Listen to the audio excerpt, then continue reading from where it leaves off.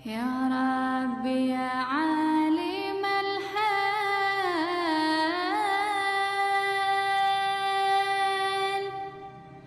إليك وجهت الأمال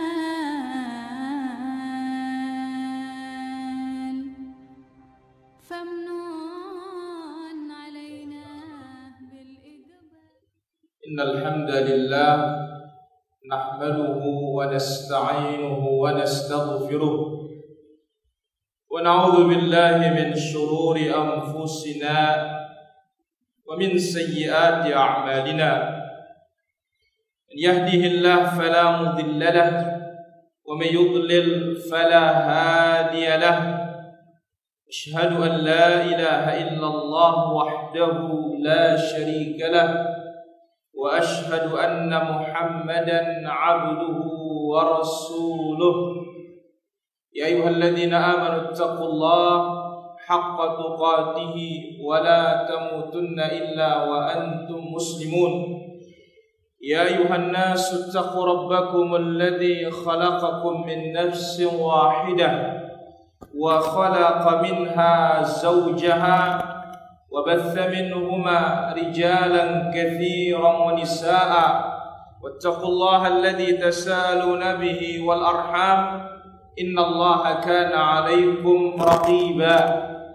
يا أيها الذين آمنوا اتقوا الله وقولوا قولا سديدا يصلح لكم أعمالكم ويغفر لكم ذنوبكم ومن يطع الله ورسوله فقد فاز فوزا عظيما. أما بعد فإن أحسن الكلام كلام الله وخير الهدى هدى نبينا محمد صلى الله عليه وسلم وشر الأمور محدثاتها وكل محدثة بدعة وكل بدعة ضلالة وكل ضلالة في النار.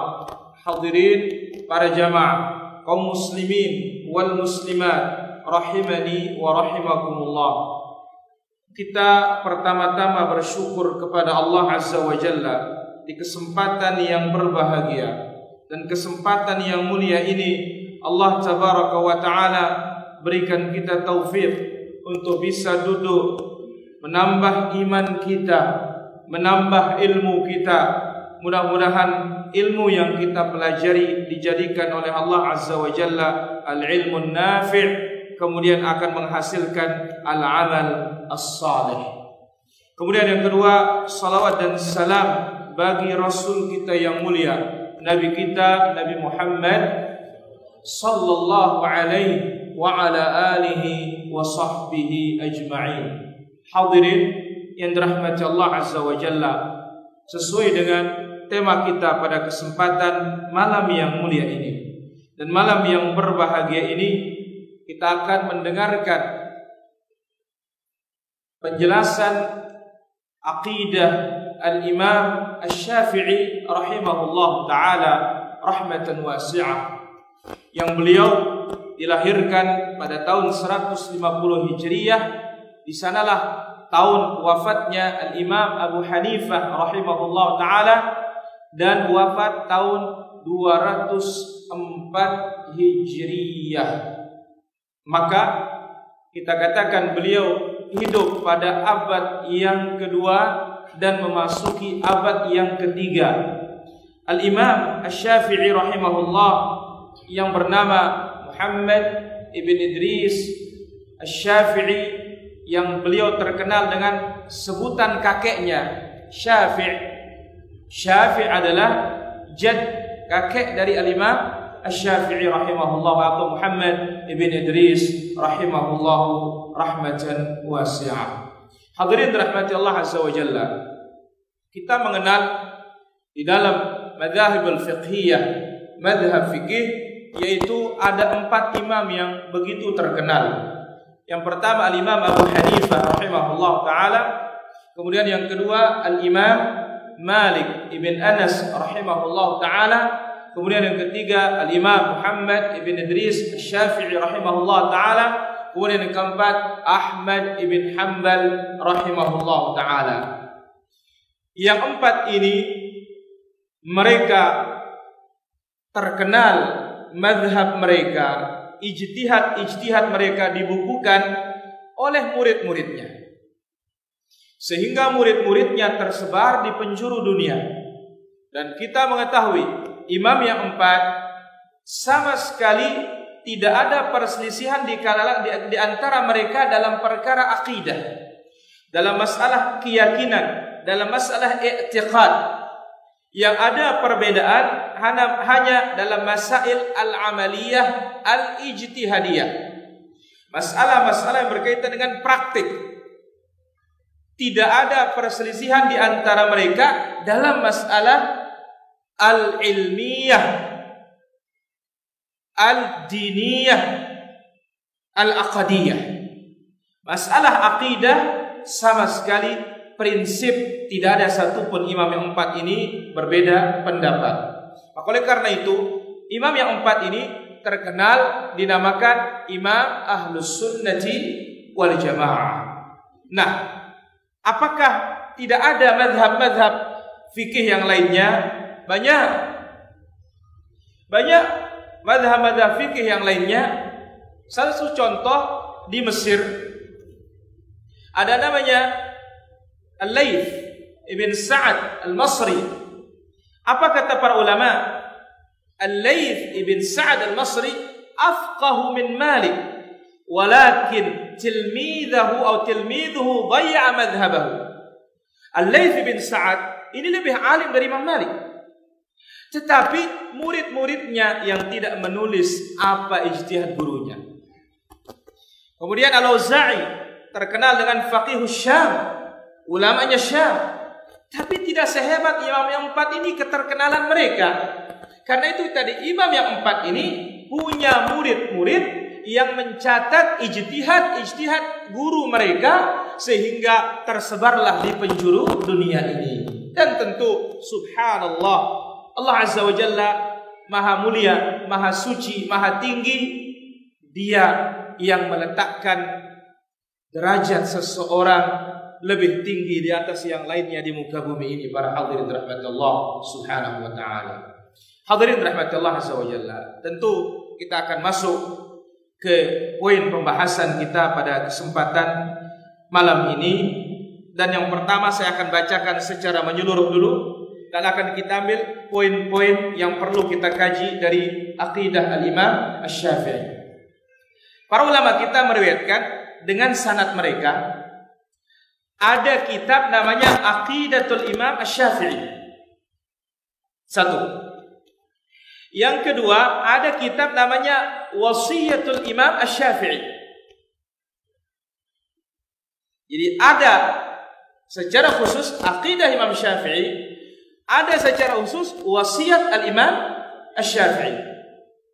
Baik, akan kita bacakan pada malam ini Aqidatul Imam Asy-Syafi'i. Saya bacakan sampai akhir. Setelah itu baru kita ambil poin-poin yang sangat penting yang perlu kita jelaskan dan perlu kita pahami. Qala Al-Imam Al-Hakari rahimahullah, rawa Syekh Az-Zahid Abul Hasan, diriwayatkan oleh Syekh Az-Zahid yang zuhud, Abul Hasan Ali ibn Ahmad ibn Yusuf Al-Hakari, an Abi Shu'aib wa Abi Thawr an Abi Abdillah, dari Abu Abdillah ibn Muhammad ibn Idris Asy-Syafi'i rahimahullahu ta'ala qala, beliau berkata. Maka para hadirin, akidah Imam Syafi'i diriwayatkan dengan sanad, dan inilah dia kitabnya mutaqaddimin, kitabnya ulama-ulama terdahulu mesti dengan perawi. Berbeda dengan zaman kita sekarang, karena sudah tidak ada lagi zamanur ruwah, zaman periwayatan. Kalau zaman dahulu mesti menggunakan perawi. Apa sebab? Satu, banyaknya az-zanadiqah, orang-orang luar Islam masuk ke dalam Islam, ingin merusak Islam dari dalam. Maka itu sebabnya dikatakan, dibawakan oleh Imam Muslim dalam muqaddimah sahihnya, dibawakan dari Ibnu Mubarak. Demikian juga yang lainnya. Apa dikatakan? Al-isnadu minad din. sanad, ya, perawi-perawi, mata rantai perawi yang sampai ke Rasul atau sampai kepada siapa yang mengucapkan, ini bagian dari agama. Laulal isnad laqala man syaa ma syaa. Kalau tidak ada sanad, orang akan bebas berkata seperti zaman sekarang, zaman hoax ini. Jadi ini fungsinya sanad. Kanu la yas'aluna al-isnad. Dahulu tidak ada orang bertanya, dari mana ini perawinya, dari mana. Tapi begitu sudah banyak fitnah, Ahlus Sunnah teliti, detail, hati-hati, sebagaimana firman Allah di dalam surat Al-Hujurat, in ja'akum fasiqun binaba'in tabayyanu. Kalau ada orang fasik membawa berita, cross check kebenarannya. Maka apa kata mereka? Sammu lana rijalakum. Kalau ada membawakan satu riwayat, sebutkan siapa perawinya. Sebut siapa. In kana min ahli sunnah qubila hadithuhu. Kalau ahli sunnah meriwayatkan, diterima hadisnya. Kenapa? Ahli sunnah tidak akan berani berbohong kepada Rasulullah sallallahu alaihi wasallam. Tapi kalau bukan ahli sunnah wal jamaah, tidak diterima hadisnya. Maka itu sebabnya Al-Imam Al-Bukhari, ya, sedikit meriwayatkan dari Al-Khawarij dan imam-imam yang lainnya. Itu pun mereka diriwayatkan fil mutaba'at, penguat-penguat saja. Kenapa? Inilah cara Allah Azza wa Jalla menjaga agama Islam sehingga kemurniannya tetap ada, tetap terjaga sampai hari kiamat. Tidak ada dalam agama lain yang namanya sanad. Hanya Islam yang punya sanad, para hadirin Allah Subhanahu wa taala. Nah, demikian akidah Imam Syafi'i ini dengan riwayat. Maka diriwayatkan oleh Imam Al-Hakkari dari Abu Syuaib dan Abu Thawr dari Abu Abdullah Muhammad ibn Idris Asy-Syafi'i. Apa kata beliau? Al-qawlu fi sunnati allati ana 'alaiha. Ucapanku dalam masalah akidah. Karena ingat, para ulama kita menyebut akidah itu dengan nama lain sunnah. Ya, sunnah disebut sebagai apa? Akidah. Maka ingat, banyak para ulama menulis kitab akidah dengan nama sunnah. Usulus sunnah, syarhus sunnah, sharihus sunnah, dan yang lainnya. Ucapanku dalam akidah yang aku berdiri di atasnya, wa ra'aitu ashabana 'alaiha, dan yang aku lihat kawan-kawan kami memegang teguhnya. Siapa? Ahlul hadis, orang-orang yang mengamalkan hadis, orang-orang yang mengamalkan sunnahnya Rasulullah sallallahu alaihi wasallam. Alladzina ra'aituhum, yang aku lihat mereka, wa akhadtu anhum, dan yang aku ambil dari mereka. Mithla Sufyan ibn Uyainah, seperti Sufyan ibn Uyainah. Ini guru beliau, guru al-Imam Syafi'i, Sufyan ibn Uyainah. Wa Malik, dan Imam Malik. Imam Malik juga guru al-Imam Syafi'i. Wa ghairahuma, dan yang lainnya. Perhatikan, pertama kali, poin pertama disebut oleh Imam Syafi'i, al-iqraru bi syahadati alla ilaha illallah wa anna Muhammadan Rasulullah. Iqrar dengan lisan, membenarkan dengan hati, melaksanakan dengan anggota badan bahwasanya aku bersaksi tidak ada ilah yang berhak diibadahi kecuali Allah, dan aku bersaksi Muhammad adalah utusan Allah. Maka poin pertama dalam akidah yang beliau sebutkan, tauhid wattiba, mengesahkan Allah Azza wa Jalla dalam ibadah dan meninggalkan kesyirikan. Wattiba, mengikuti Nabi sallallahu alaihi wasallam dan meninggalkan al-bid'ah, perkara-perkara baru dalam agama. Poin berikutnya, wa asyhadu annal jannata haqqun wa annan nara haqqun. Beliau berkata, aku bersaksi surga itu ada, sudah tercipta. Neraka itu juga ada, sudah tercipta, sudah ada. Wa anna as-sa'ata atiyatun la raiba fiha.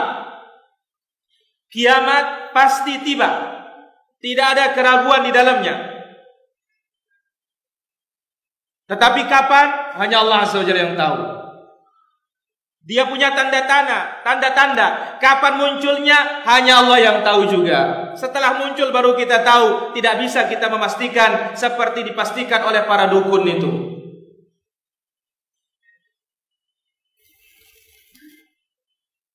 Kemudian beliau mengatakan, wa anna Allah yab'atsu man fil qubur. Dan sesungguhnya Allah Azza wa Jalla membangkitkan seluruh manusia yang ada di kuburannya.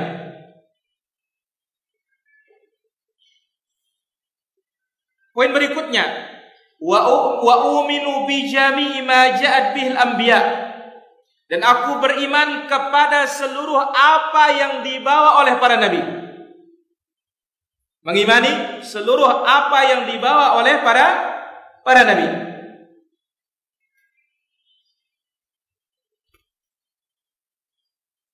Poin berikutnya, wa a'taqidu qalbi ala ma dhahara min lisani.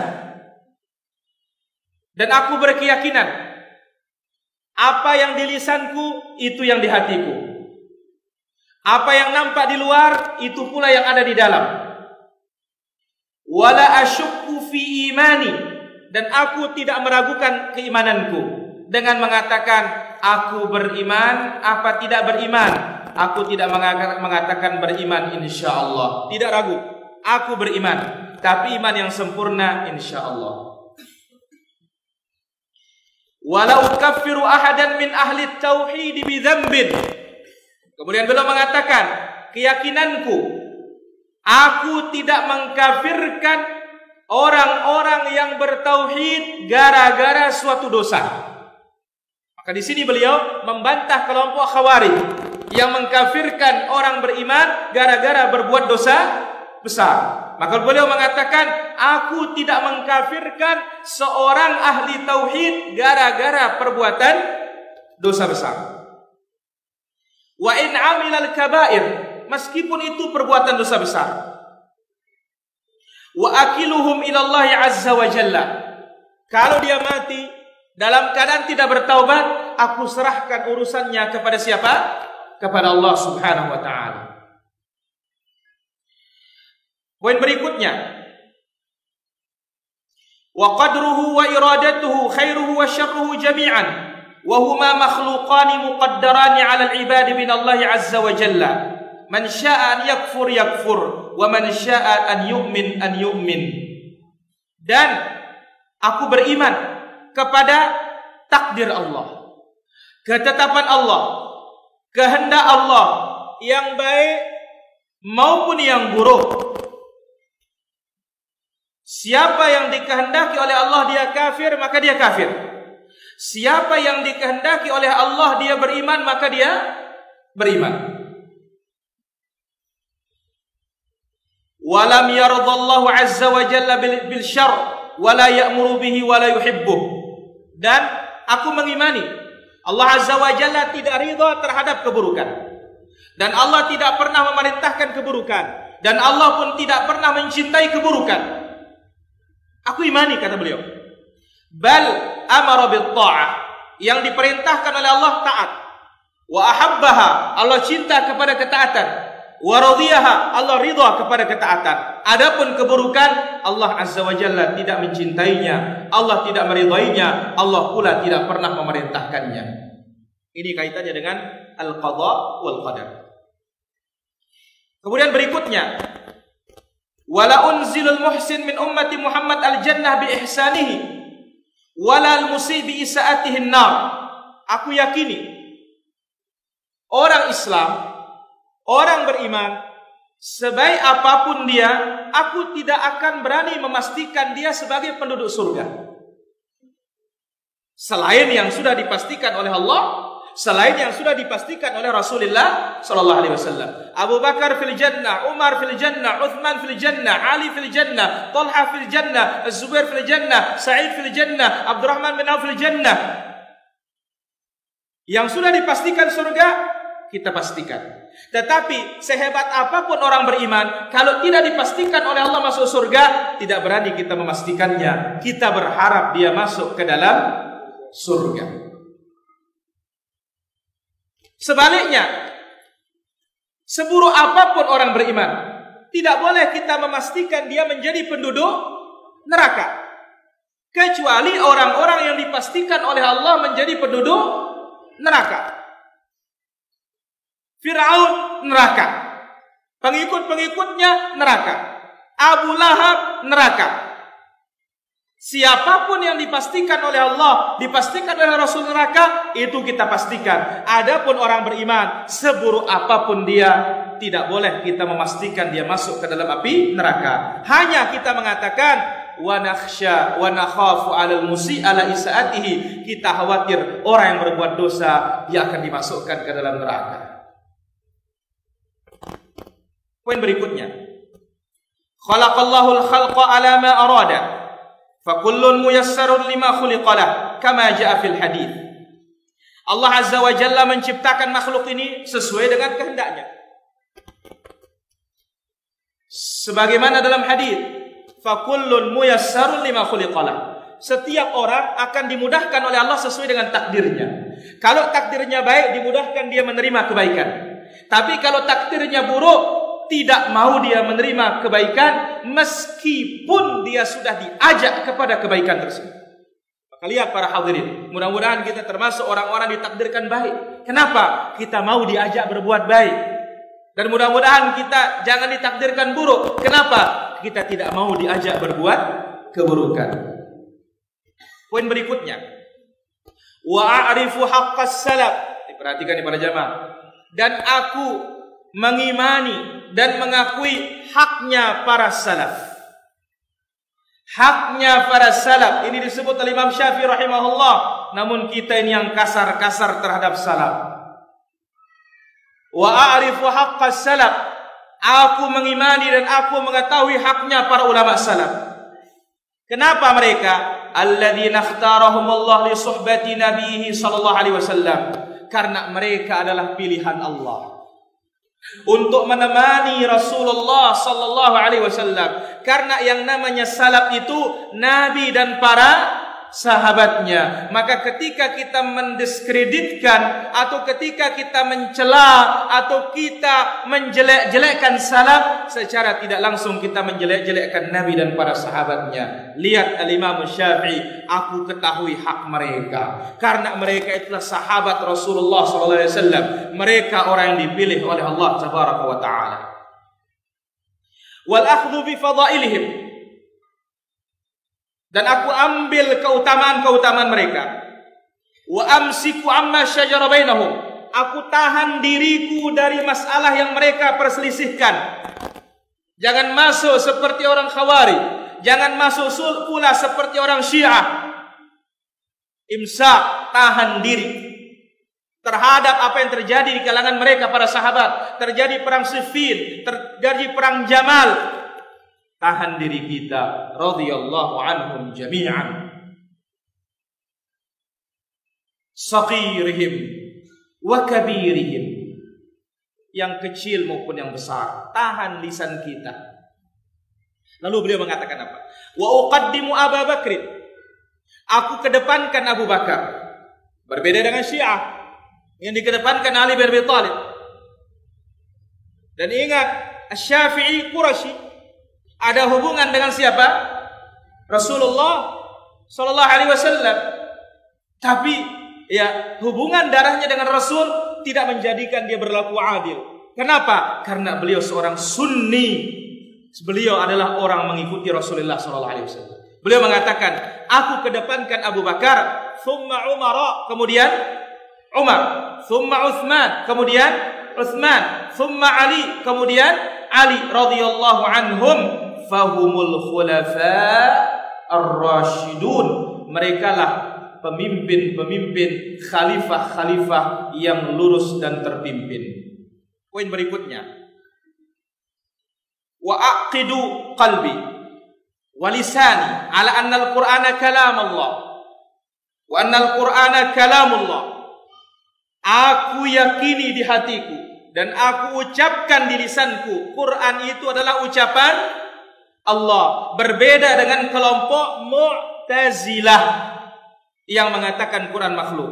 Imam Syafi'i mengatakan Al-Quran kalamullah, munazzalun, diturunkan oleh Allah, ghairu makhlukin, dia bukan makhluk.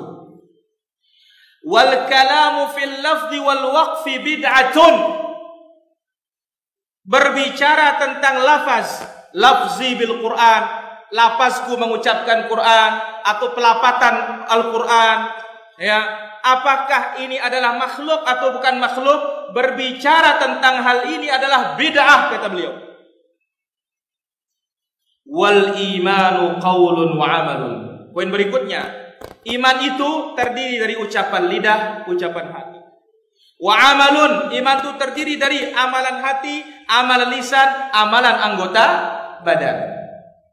Yazidu wa yanqus. Iman bisa bertambah, iman bisa berkurang. Wa u'minu bi ru'yatillahi fil akhirah. Dan aku beriman bahwasanya Allah Azza wa Jalla kita akan lihat kelak pada hari kiamat. Lebih-lebih ketika masuk ke dalam surga Allah Subhanahu wa taala. Kama jaa fil hadits an Rasulillah sallallahu alaihi wasallam, sebagaimana dalam hadis yang datang dari Rasulullah sallallahu alaihi wasallam. Lamma sami'tu Allah taala yaqul fi kitabihi 'anil kuffar, ketika aku telah mendengar Allah Azza wa Jalla berfirman di dalam kitabnya tentang orang-orang kafir, surat Al-Mutaffifin ayat 15. Apa kata Allah? Kalla innahum 'an rabbihim yawma idzil lamahjubun. Sekali-kali tidak, sesungguhnya mereka orang-orang kafir itu terhalang melihat Allah. Apa kata Imam Syafi'i? Dalla ala, ayat ini menunjukkan annal mu'minin, bahwasanya orang-orang beriman fi halir ridha ghair mahjubin, ketika Allah ridha kepadanya berarti dia tidak terhalang. Kalau Allah murka berarti tidak bisa melihat Allah, tapi ketika Allah ridha berarti bisa melihat Allah Subhanahu wa taala. Yanzuruna ilaih, orang beriman menatap Allah.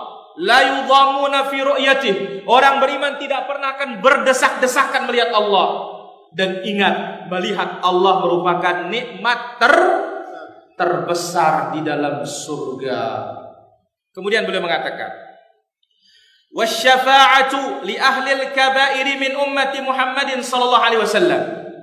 Syafaat, bantuan hari kiamat diperuntukkan kepada umat Muhammad yang berbuat dosa besar.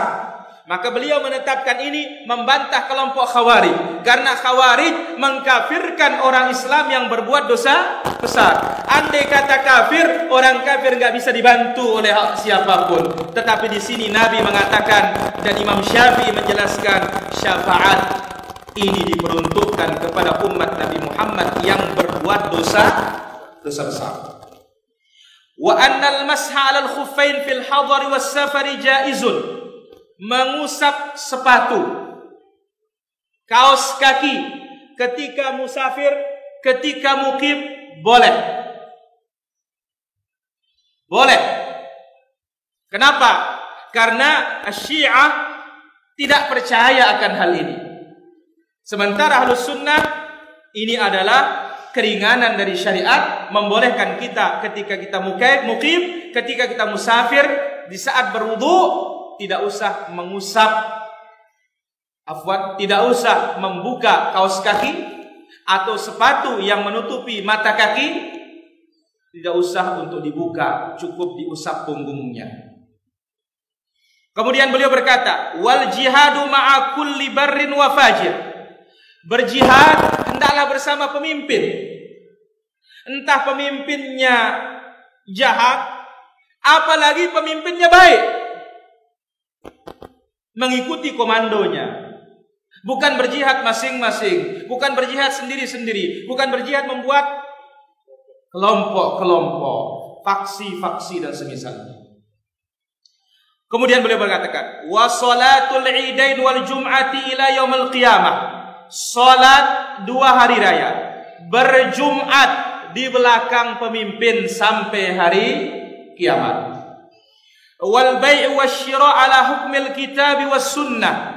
Jual beli hendaklah mengikuti hukum Al-Quran, hendaklah mengikuti hukum hadis, sunnahnya Rasulullah sallallahu alaihi wasallam. Wad du'a li a'immatil muslimin bis shalah. Kemudian beliau mengatakan, ini juga bantahan terhadap kelompok Khawarij, mendoakan kebaikan bagi pemimpin-pemimpin kaum muslimin. Jangan doakan mereka celaka. Lalu apa beliau katakan? Hadhihi aqidatu ahli sunnati wal jamaah. Inilah aqidah ahli sunnah wal jamaah. Ahyana Allah wa amatana alaiha. Semoga Allah menghidupkan kita di atasnya dan mematikan kita di atasnya. Wa jannabanal bid'ah ma dhahara minha wa ma batan. Dan Allah jauhkan kita dari bid'ah, kata beliau. Allah jauhkan kita dari bid'ah, kata Imam Syafi'i, yang nampak maupun tersembunyi. Innahu jawadun karim. Sesungguhnya dia maha pemurah lagi maha mulia. Wala haula wala quwwata illa billahil aliyil azim. Wa hasbunallahu wa ni'mal wakil. Wa ni'mal maula wa ni'man nasir. Itulah dia ringkasan penjelasan atau ringkasan ucapan dan akidah Al-Imam Asy-Syafi'i rahimahullahu ta'ala rahmatan wasi'ah. Para hadirin rahmatullah azza wa jalla. Maka pada poin yang kedua ini akan kita petik akidah Al-Imam Asy-Syafi'i dari riwayat yang tadi. Demikian juga riwayat yang lain yang menjelaskan bagaimana hakikat dari prinsip-prinsip beliau di dalam beragama. Poin pertama, para hadirin rahmatullah azza wa jalla, disebutkan oleh Al-Imam Syafi'i rahimahullah, aqidatuhu fit tauhid. Poin pertama, bagaimana akidah beliau tentang tauhid. Ingat, akidah lebih luas dari tauhid. Akidah apa yang diyakini oleh seseorang di hatinya. Dan akidah ini mencakup semua urusan agama. Tapi ketika kita berbicara tentang tauhid, tidak ada lagi tauhid itu kecuali 3 atau 2. Berkaitan dengan perbuatan Allah itu namanya rububiyah. Berkaitan dengan perbuatan kita yang hanya untuk Allah itu namanya uluhiyah. Berkaitan dengan kekhususan Allah, nama-nama dan sifat Allah itu namanya asma was sifat. Baik, kita dengar apa kata Imam Syafi'i rahimahullah. Poin pertama berbicara tentang sumpah menggunakan nama selain Allah. Wal Ka'bati, demi Ka'bah. Wan Nabi, demi Nabi. Bagaimana ini? Beliau mengatakan, akhrajal Baihaqi an Rabi' bin Sulaiman. Dikeluarkan oleh Imam Al-Baihaqi dari muridnya Rabi' bin Sulaiman Al-Muradi. Ingat para hadirin, Rabi' bin Sulaiman Al-Muradi ini yang paling banyak meriwayatkan dari Imam Syafi'i. Bahkan satu ketika pernah Rabi' bin Sulaiman tidak faham ucapan Imam Syafi'i. Sampai diajari 50 kali. 50 kali. Apa kata beliau? Ya Rabi', law istata'tu an ut'imakal il la at'amtuka. Kalau bisa aku suapi engkau ilmu itu, aku suapi engkau, katanya. Kalau bisa disuapin ilmu itu, suapi. Ini menunjukkan apa? Tidak ada namanya ilmu keturunan. Ya, Tapi punya bakat, iya. Oh, ini ada gennya, gen orang cerdas, iya. Tapi untuk bisa tanpa belajar dalam urusan agama, nggak ada. Dikenal dengan ilmu laduni. Tidak ada dalam Islam. Ini loh, Imam Syafi'i, imamnya kita, muridnya Ar-Rabi bin Sulaiman, nggak paham-paham satu masalah. Sampai tidak paham di majelis, dipanggil dia ke rumahnya dua-duaan sampai 40 kali 50 kali baru paham. Dan dia mengatakan, sekiranya aku bisa, aku suapi engkau ilmu ini, aku suapi engkau. Tapi apa? Ternyata nggak bisa disuapi. Apalagi antum bertapa mau cari ilmu, nggak ada. Nabi SAW bersabda, innamal ilmu bitta'allum. Ilmu itu bisa didapatkan dengan belajar. Yang belajar aja banyak tidak sukses. Nah, beliau mengatakan apa?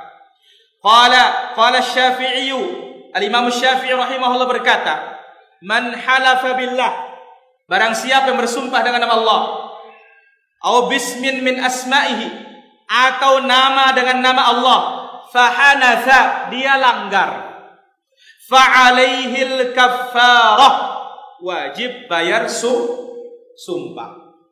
Wallahi, aku tidak akan makan setelah Isya, tapi ngelihat satenya parit, gagal sumpahnya. Ah, ini harus bayar. Bayar apa? Sumpah. Pertanyaan, Parasit, apa kafarah sumpah?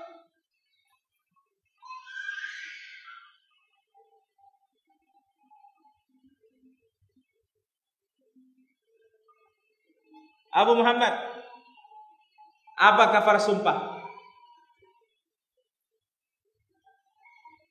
Ini murojaah sudah diulangi lagi. Badrimin,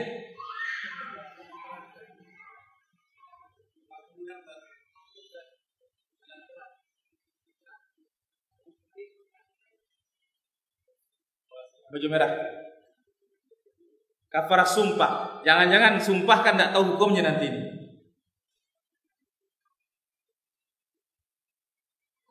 Hah? Puasa tiga hari. Pilihan pertama. Pilihan kedua. Pak Haji Darmawan, pilihan kedua. Hah? Memberikan 10 fakir miskin sekali makan. Pilihan kedua. Pilihan ketiga.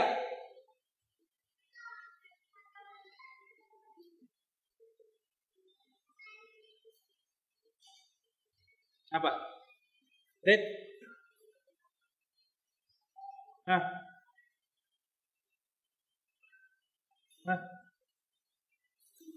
Apa? Pilihan ketiga.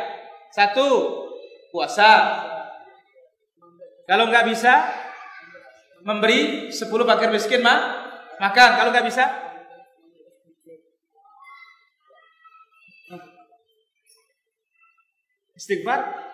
istighfar katanya. Uenae. Nah, yang ketiga, memberi fakir miskin pakaian yang layak sholat 10 orang. Mana saja boleh. Jelas Pak Rashid? Nah, beliau mengatakan di sini, siapa yang bersumpah dengan nama Allah atau sifat Allah, dia langgar, harus bayar kafarah. Kenapa? Sumpahnya sudah tepat. Maka ketika dia langgar, sah, harus kena denda. Lalu beliau mengatakan apa? Wa man halafa bi syai'in ghairillah atau ghairallah, mithla an yaqula ar-rajul wal ka'bati. Dan barang siapa yang bersumpah dengan sesuatu selain Allah, seperti dia mengatakan demi Ka'bah, wal Ka'bati, wa abi, demi bapakku, wa kadza makan, ini fahanatha, dia langgar, fala kaffarata alaihi, tidak wajib bayar kafarah. Yang wajib dia tobat. Kenapa? Karena bersumpah dengan makhluk ini hukumnya haram. Apa kata Rasulullah sallallahu alaihi wasallam? Ini berkaitan dengan akidah. Karena yang namanya sumpah ta'zimul mahluf lahu, mengagungkan sesuatu yang kita gunakan untuk bersumpah. Kalau kita demi Ka'bah, berarti kita mengagungkan Ka'bah, mengagungkan makhluk yang tidak ada hak untuk makhluk diagungkan dalam sumpah kecuali siapa? Makhluk gak ada hak. Yang ada hak hanya Al-Khaliq, Allah subhanahu wa ta'ala. Jadi beliau mengatakan, siapa yang bersumpah dengan sesuatu selain Allah, seperti Ka'bah atau wa abi demi bapakku, ada pula mengatakan wan nabi demi nabi, dan yang lainnya, ternyata dilanggar, fala kaffarata alaih, tidak wajib bayar kaffarah. Kenapa? Ini perbuatan haram. Dan ini adalah disebut oleh Nabi SAW, man halafa bi ghairillahi faqad kafar au asyrak. Siapa yang bersumpah dengan selain nama Allah, dia kafir atau syirik. Tentunya kafir kecil. Tetapi ingat, kafir kecil lebih besar dari dosa besar. Dia syirik kecil juga, tetapi syirik kecil ini lebih besar juga dari dosa besar. Lalu beliau mengatakan apa? Wa mithlu dzalika qauluhu la'amri la kaffarata alaih wa yaminun bi ghairillah fahiya makruhatun manhiyun anha min qibali qauli Rasulillah sallallahu alaihi wasallam. Demikian juga mengatakan la'amri, ya, demi umurku. Tidak boleh. Atau apa? Kata-kata yang lainnya tidak ada tebusannya karena sumpah dengan menggunakan selain Allah. Justru ini makruhah, dan ini pegang kaidah para jamaah. Imam Syafi'i, kemudian Al-Imam Ahmad, kemudian Al-Imam Abu Hanifah, kalau mengatakan makruh maknanya haram, kecuali Imam Malik. Kalau Imam Syafi'i, Imam Ahmad, Imam Abu Hanifah, kalau mengatakan makruh artinya apa? Haram. Maka dia mengatakan fahiya makruhatun manhiyun anha, dilarang bersumpah dengan selain nama Allah. Berdasarkan sabda Rasulullah sallallahu alaihi wasallam, innallaha azza wa jalla nahakum an tahlifu bi abaikum faman kana halifan falyahlif billah aw liyaskut. Sesungguhnya Allah azza wa jalla melarang kalian bersumpah menggunakan bapak-bapak kalian. Ini kebiasaannya orang-orang Quraisy, orang-orang Arab, karena mengagungkan bapaknya, dia bersumpah menggunakan nama bapak. Allah larang kalian bersumpah dengan nama bapak-bapak kalian. Siapa di antara kalian bersumpahlah dengan nama siapa? Allah. Wallahi wabillahi watallahi. Kalau tidak, liyaskut, lebih baik diam. Maka ada ungkapan para sahabat mengatakan apa? La an ahlifa billahi kadziban khairul li min an ahlifa bi ghairillahi shadiqah. Aku bersumpah dengan nama Allah tetapi bohong. Ya bohong, tapi nama Allah dipakai. Wallahil azim, aku belum makan ini, sama sekali belum. Ya, aku belum makan. Padahal sudah makan tadi, tapi apa dia pengen sekali. Wallahi, aku belum makan. Dia bohong. Ini lebih baik dia bersumpah dengan nama Allah bohong, ketimbang mengatakan wan nabi, demi nabi sudah saya makan. Jujur dia betul sudah makan, tapi bersumpah dengan nama selain Allah.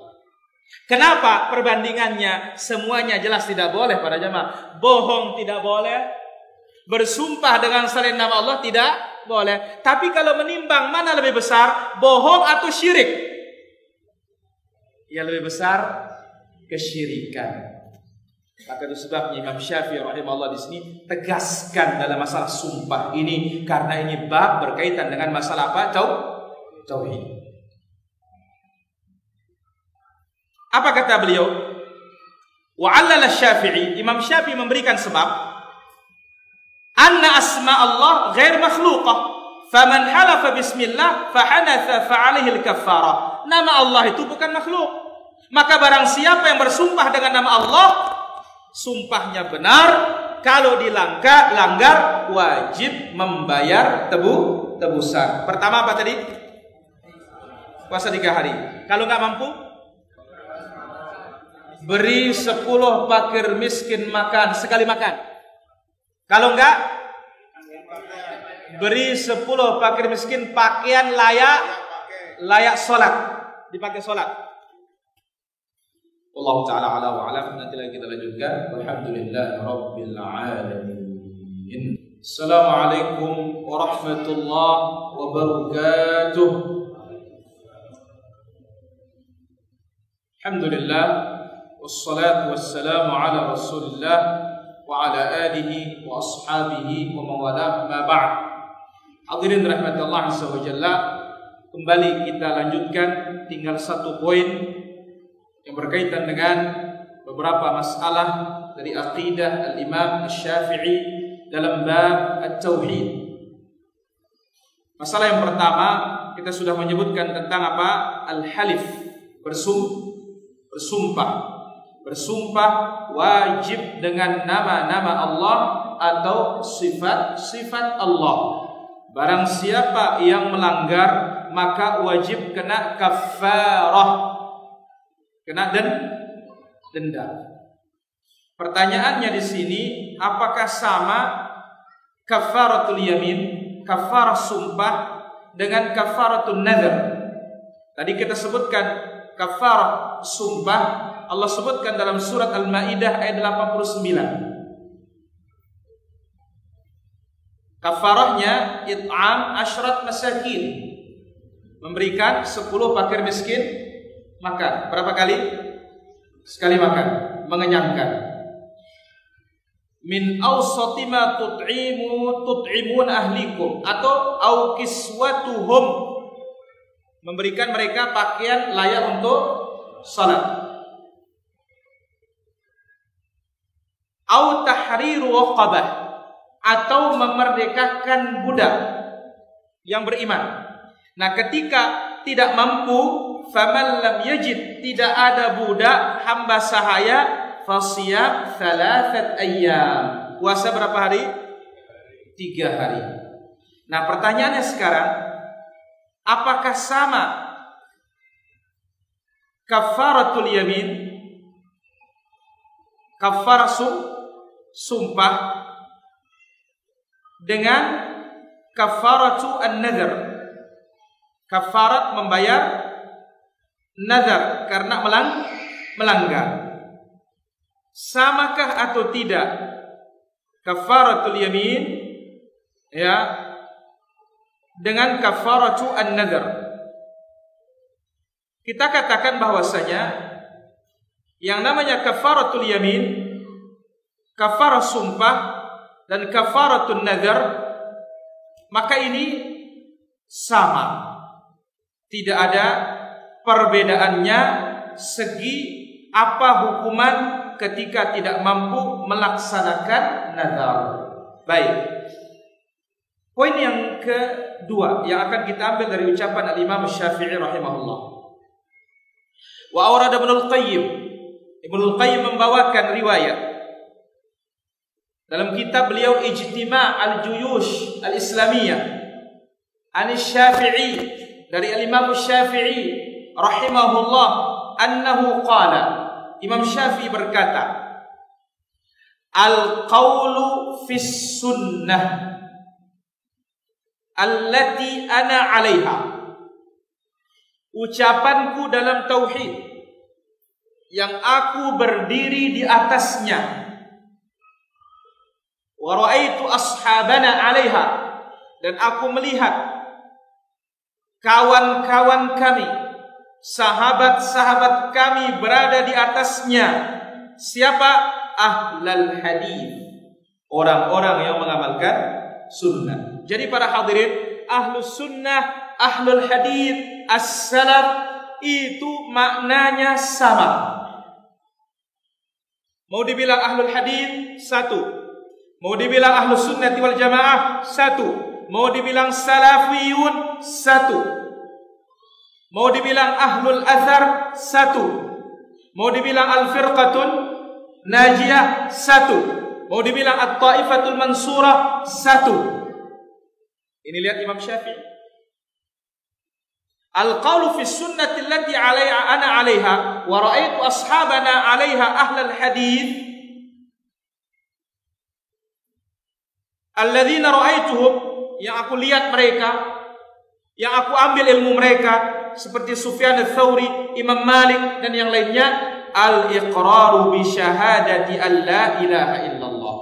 Pertama, mengikrarkan tauhid.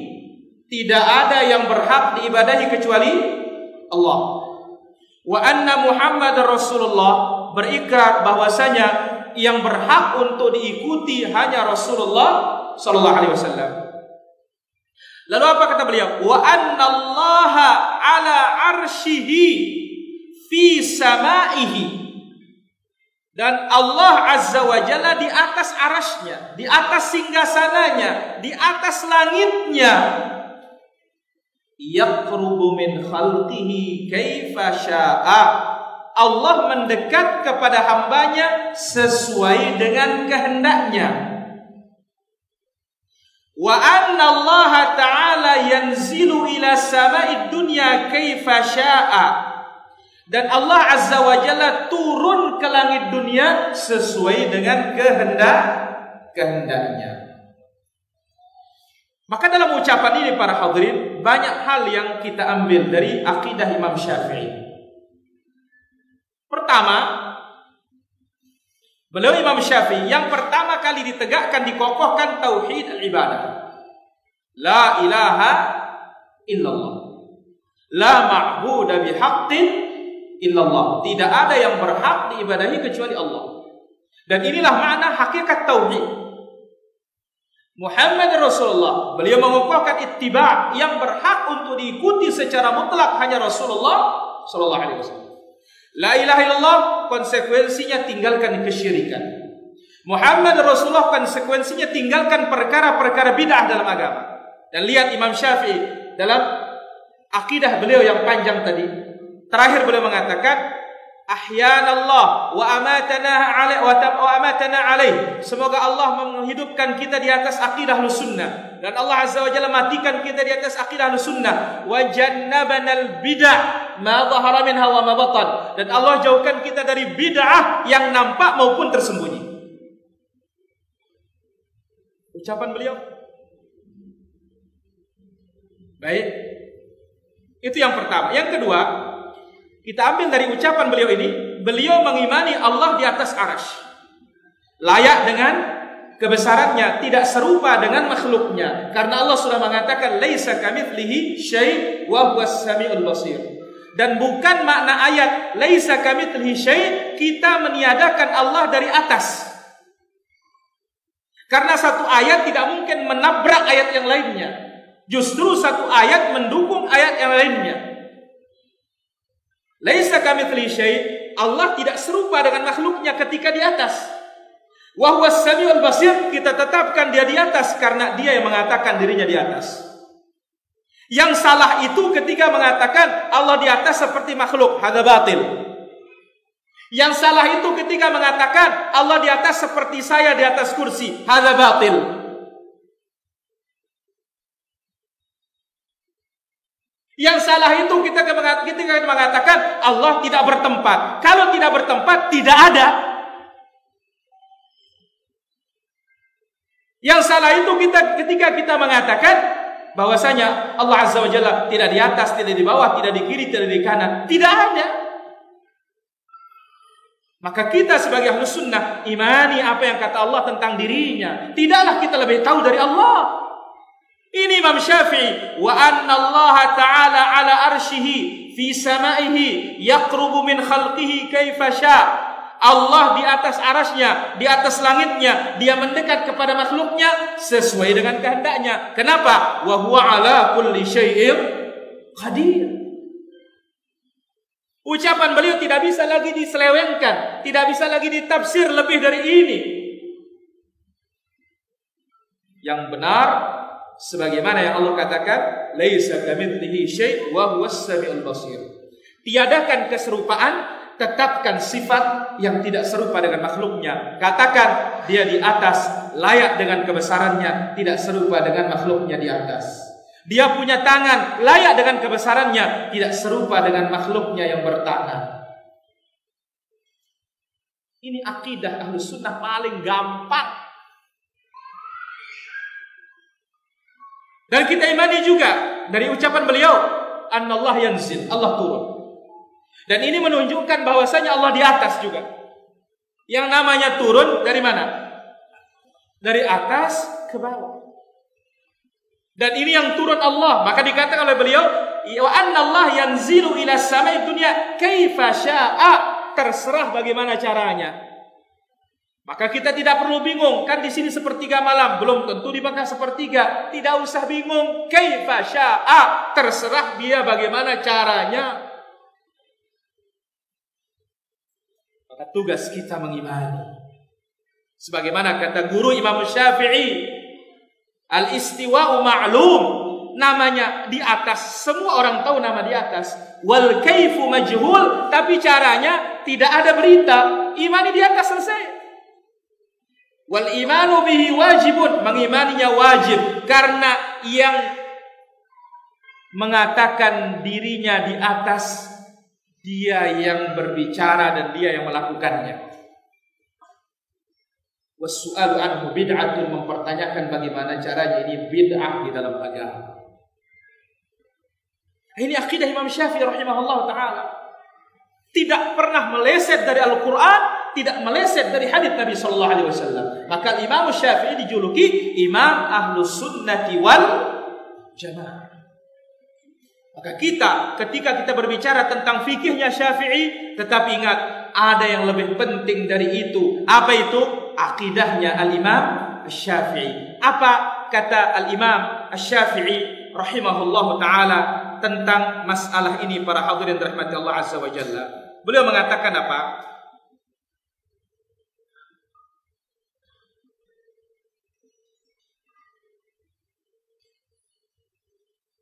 Ulama-ulama Syafi'iyah mengingkari orang-orang yang mengatakan dirinya mazhab Syafi'i fikih, tetapi menyelisihi Imam Syafi'i dalam masalah akidah. Karena Imam Syafi'i sangat mengecam ketika berselisih dalam masalah akidah, menyelisih dalil. Apa kata beliau? Tanadharu fi syai'in idza akhta'tum fihi qila akhta'tum, yakni fiqhul ahkam. Silahkan kalian berdialog dalam masalah-masalah yang apabila kalian salah dikatakan salah. Salah masalah fikih itu. Wala tanadharu fi syai'in idza akhta'tum fihi qila kafartum. Dan jangan pernah berdebat. Jangan pernah berdialog dalam permasalahan, jangan pernah berselisih dalam permasalahan. Kalau kalian salah, kalian dikatakan kafir. Maksudnya masalah akidah. Maka jangan sampai segi mazhab fikih Syafi'i, tapi sisi akidah kok tidak ikut Imam Syafi'i. Padahal ini kata beliau, masalah fikih kalau kita salah dikatakan salah. Tapi masalah akidah kalau kita salah dikatakan kafartum. Kenapa? Masalah akidah hitam putih. Masalah fikih 2-1. 2 kalau benar, 1 kalau salah. Tapi masalah akidah imma surga wa imma neraka. Ini penting sekali para hadirin. Pelajari akidahnya Imam Syafi'i rahimahullah ta'ala. Di saat orang fikih Syafi'i, kalau salah dapat 1. Tapi kalau ini salah, dapat api. Nasallallahu salamat wal afiyah. Baik, saya kira demikian para hadirin dirahmati Allah azza wa jalla berkaitan dengan masalah poin-poin dari aqidah Imam Syafi'i, dan alhamdulillah kita bisa bacakan seluruh yang berkaitan dengan akidah beliau, dan baru kita kaji satu poin saja dari Masail al-Aqdiyah. Insyaallah mudah-mudahan pertemuan berikutnya kita bisa ambil poin yang kedua dalam masalah akidah Imam Syafi'i rahimahullah taala. Wallahu taala a'la wa alam. Alhamdulillahi rabbil alamin. Baik, di sini ada beberapa pertanyaan para hadirin yang dirahmati Allah Subhanahu wa taala yang sudah masuk. Pertama, jika kita bersumpah demi Allah saat emosi, la ilaha illallah, jangan emosi dulu. Nabi sudah pesan ketika ada orang bertanya, ya Rasulullah, ausini, tolong kasih aku wasiat. Apa jawaban Nabi? La taghdab, jangan marah. Faraddada miraran, diulang-ulangi, jangan marah, jangan marah. Akhirnya apa? Bersumpah dengan nama Allah, apakah juga tetap berlaku? Kita katakan dia bersumpah dengan nama Allah, dia melanggar, tetap berlaku. Mesti bayar kafar. Beda hukumnya kalau talak. Kalau dia talak dalam keadaan marah sekali, tidak jatuh talaknya. Allah Ta'ala a'lam. Apa yang harus dilakukan jika lisan ini sangat mudah bersumpah atas nama Allah?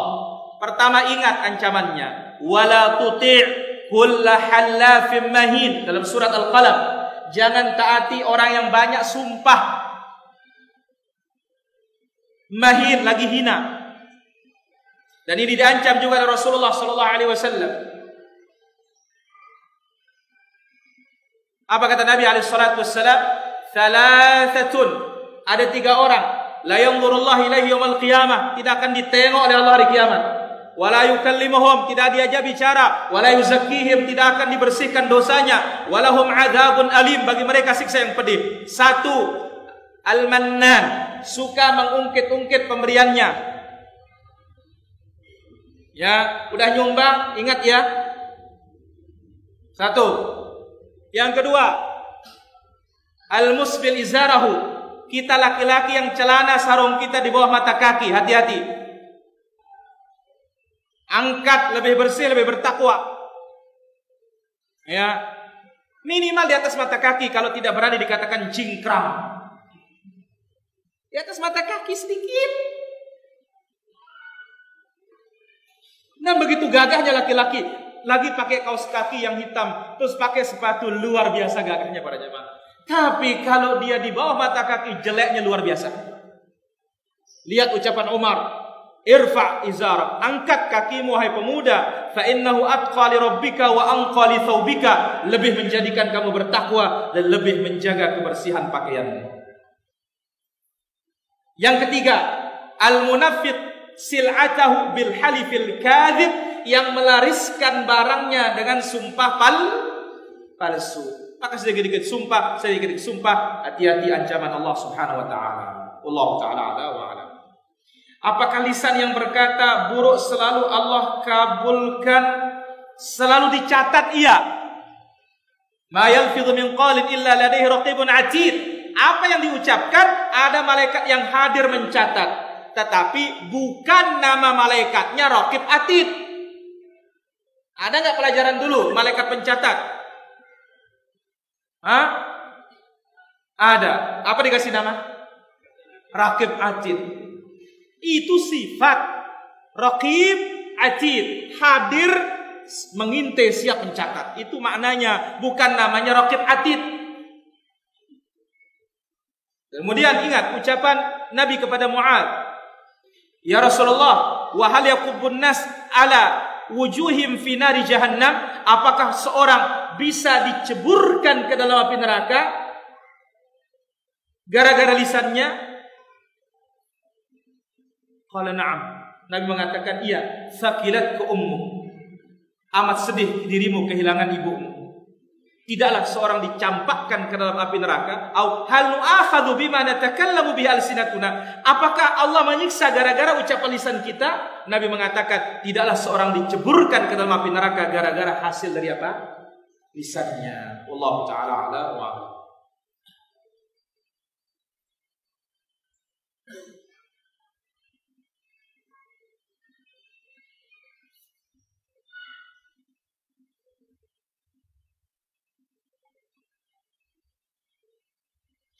Kemudian ada pertanyaan lagi di sini. Assalamualaikum warahmatullahi wabarakatuh. Apakah sifat Allah yang 20 termasuk dalam akidah Imam Syafi'i? Imam Syafi'i tidak kenal sifat 20 pada jemaah. Imam Syafi'i yang dia kenal akidah Al-Quran sepenuhnya, seutuhnya, akidah sunnah seutuhnya.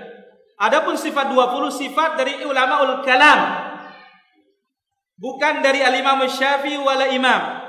Jadi sifat 20 ini asalnya akidahnya Abdullah bin Sa'id bin Kullabiyah.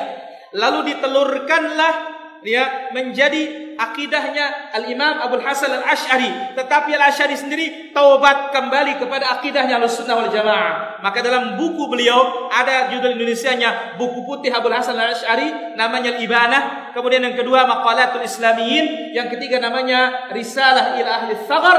Di sana membawakan Abul Hasan Al-Asy'ari kembali kepada akidah Al-Qur'an was sunnah ala fahmis salaf. Tetapi apa kata Syekhul Islam? Abul Hasan Al-Asy'ari ingin memuntahkan akidah ilmu kalam, tapi belum habis dimuntahkan. Maka lihat makalahnya semua menjelaskan, mengitsbatus sifat, menetapkan sifat-sifat Allah yang layak dengan kebesarannya. Jadi akidah Asy'ariyah yang dikatakan akidah Ahlussunnah wal Jamaah sekarang ini hakikatnya akidahnya Abdullah bin Sa'id bin Kullab, akidah Kullabiyah. Ingat, Abul Hasan Al-Asy'ari hidup berakidah dengan 3 fase. Fase pertama sampai 40-an tahun beliau berakidah Mu'tazilah, liberal zaman itu. Pindah setelah tahu kesesatan Mu'tazilah ke akidahnya Kullabiyah. Setelah itu pindah lagi ke akidahnya Ahlussunnah wal Jamaah, akidahnya Salafus Saleh, akidahnya Nabi dan para sahabatnya, dengan bukti-bukti tulisan-tulisan beliau yang tadi. Allah Ta'ala a'la wa a'lam. Apakah dalam mazhab Syafi'iyah diajarkan niyahah? Niyahah ini diharamkan dalam mazhab Syafi'i. Itu apa? Meratapi keluarga yang meninggal. Meratap itu bentuknya kumpul-kumpul di tempat kematian, kemudian memakan makanan di tempat kematian, dan itu diharamkan oleh Imam Syafi'i dengan ucapan wa akrahu. Ingat, Imam Syafi'i mengatakan akrahu ini artinya apa? Haram. Kenapa? Beliau mengatakan fa inna dzalika yujaddidul huzn, memperbaharui kesedihan. Wa yukalliful mu'nah, menambah kos. Kenapa? Tiap malam mesti ngasih orang makan yang tahlilan. Ada Imam Syafi'i haramkan nih para jemaah. Dan ingat, Imam Syafi'i pahala bacaan tidak sampai kepada mayit. Yang menyampaikan itu adalah ulama Hambali. Ada salah seorang ulama Hambali mengatakan, aku haji 60 kali haji, aku hadiahkan pahalanya untuk Nabi SAW. Hambali. Tetapi ingat, ya, di atasnya Imam Syafi'i ada Rasulullah SAW. Di atasnya Imam Ahmad ada Rasulullah SAW. Di atasnya kita ada Rasulullah SAW. Dia yang menjadi pemutus dalam masalah yang kita perselisihkan. Allah Ta'ala a'la wa a'lam.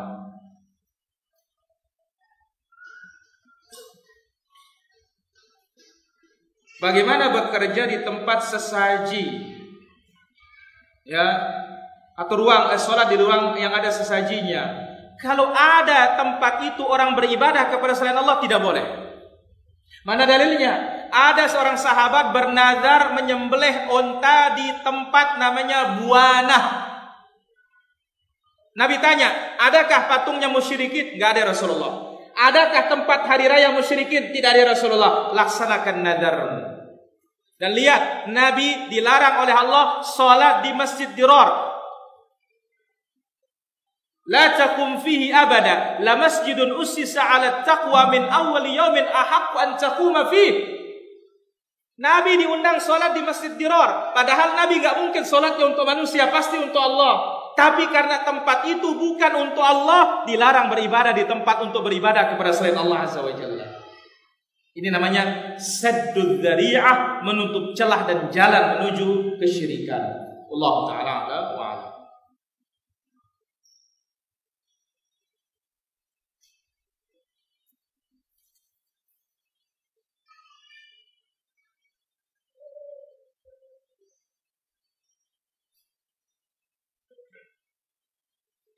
Kemudian Ustaz, sampai saat ini saya punya dosa yang sulit ditinggalkan. Mudah-mudahan Allah Azza wa Jalla menjadikan antum meninggalkan ini. Terkadang ketika mantap bertobat, Anda sampai berjanji kepada Allah untuk tidak melakukannya lagi. Tapi lagi-lagi saya terjatuh. Apakah yang Anda lakukan termasuk sumpah? Ya, kalau antum mengatakan demi Allah, aku tidak akan lagi maksiat kepadamu. Atau demi dirimu ya Allah, aku tidak akan lagi maksiat. Kalau ternyata antum melanggar, ya harus bayar. Tapi ya Allah, ya aku wajibkan dirimu, atau dia mengatakan, ya Allah aku wajibkan diriku harus bertaubat. Ini nazar karena engkau. Tapi ternyata dilanggar, wajib kena kafarah. Tapi sekarang, ya Allah aku tidak lagi untuk berbuat dosa. Tetapi ternyata dilanggar, ini tidak ada kafarahnya. Namun tetap wajib bertaubat kepada Allah Subhanahu wa Ta'ala. Wallahu ta'ala a'la wa a'lam.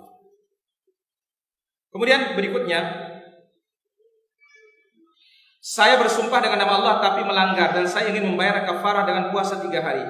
Apakah puasa kafarah 3 hari tersebut bisa digabung dengan puasa Ayyamul Bid? Pertama, kafarah itu hukumnya wajib. Namun kalau antum gabung misalkan, sekalian aja Ayyamul Bid supaya dapat fadilahnya juga, boleh. Boleh. Namun puasa sunnah sekaligus gabung puasa wajib tidak boleh. Jadi wajibnya duluan, sunnahnya gabung. Contoh, kita datang ke masjid, mau tahiyatul, ternyata sudah qamat. Ya sudah, dengan sholat wajib itu menutupi yang namanya tahiyatul masjid. Allah Ta'ala a'la wa a'lam.